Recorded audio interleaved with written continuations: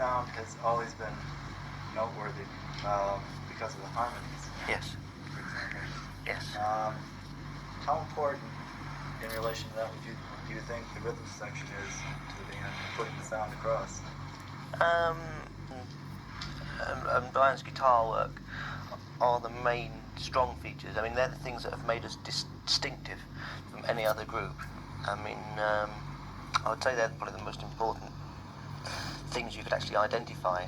I mean, obviously Roger and I. Roger has a very good drum sound. It is, he's very, takes a lot of care over it, and he gets a good drum sound. But I mean, obviously, Roger and myself have our own way of playing and character, but it's not as distinctive as distinctively different as say the harmonies or the vocals, the harmonies or the guitar parts. I don't know really.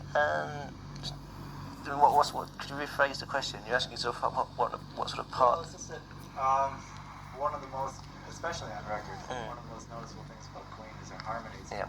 But the harmonies, to my mind, wouldn't stand up if like the real bed, the rhythm track underneath it wasn't really strong and punchy, even more so than Brian's guitar. Yes. That's what holds the whole thing down. Yes, I suppose it does in a way. Yes, I tend to forget really, because when we make an album, we always do the backing tracks first, usually in about the first 2 weeks, we spend a lot of time doing all the backing tracks, we've got, and that takes a lot of time, and then we spend probably more like 2 months then doing the overdubs, so by the time we get to the end of an album, we sort of forget how much time we spent doing the backing tracks, and we forget when we did them and how, but we do rehearse a lot before we go in, so that, the backing tracks are sort of very tight, and we know exactly the parts we're playing, don't know, it's just a thing that develops really over the years. I suppose it is a distinctive sound, This arises because I think it was actually Roger who told me that in the studio you are a little bit more responsible than the others as far as saying, well, this has to be, we need a little bit more of this, a little bit less of that. You're a little bit more aware, or a little bit, I don't want to say in charge of the production end of it. And it occurs to me that it seems bass players make good producers. McCartney, Entwistle.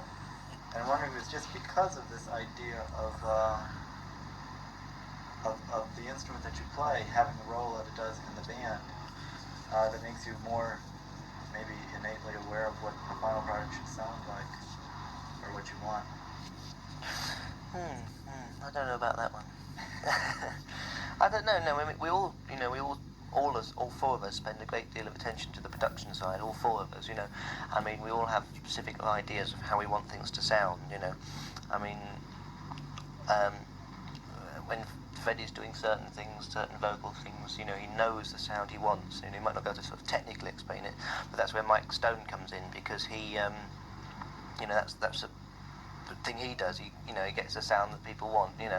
I don't know. Perhaps say Brian and myself, we're perhaps getting a little more interested in the technical side of things. About how to actually work a desk and that sort of thing. I wouldn't mind doing that later on. When we get some more time to do that sort of thing. Like Brian and I have both got.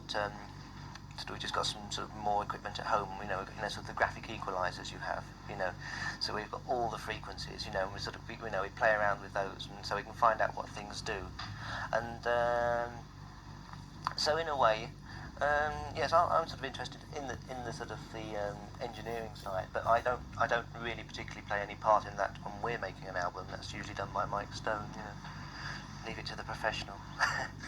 Well, I'm thinking in terms too, if you say you and